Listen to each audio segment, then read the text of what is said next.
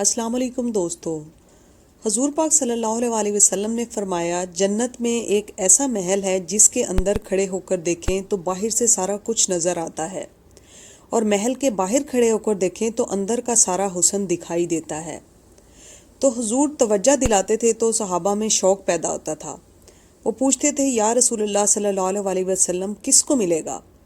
ویسے دنیا میں بھی جب ہم کوئی اچھا گھر دیکھ لیں تو حیران ہوتے ہیں کہ واہ کتنا پیارا نقشہ ہے، اور سوچیں جب حضور صلی اللہ علیہ وسلم ذکر کریں اور جنت کے محل کا ذکر کریں تو پھر تو کیا ہی بات ہے۔ تو اس طرح شوق کے صحابہ کا جو تھا وہ توانا ہوتا تھا، اور وہ عرض کرتے تھے کہ یا رسول اللہ صلی اللہ علیہ وسلم آپ بتائیں کہ یہ محل کس کو ملے گا؟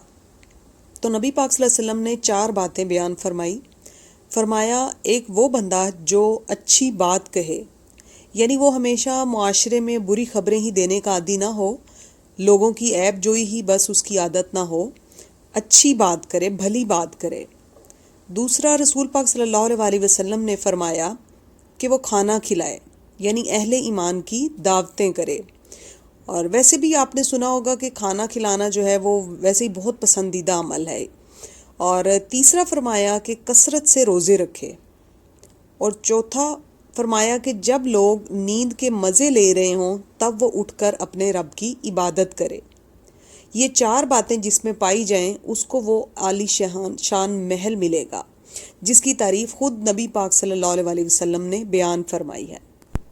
تو دعا کرنی چاہیے اللہ تعالی ہمیں بھی نیک اعمال کرنے کی توفیق دے، اور ہمیں ایمان پر خاتمہ دے، اور ہمیں ایسے لوگوں میں شامل کر لے جنہیں اللہ تعالیٰ بہت پسند فرماتا ہے۔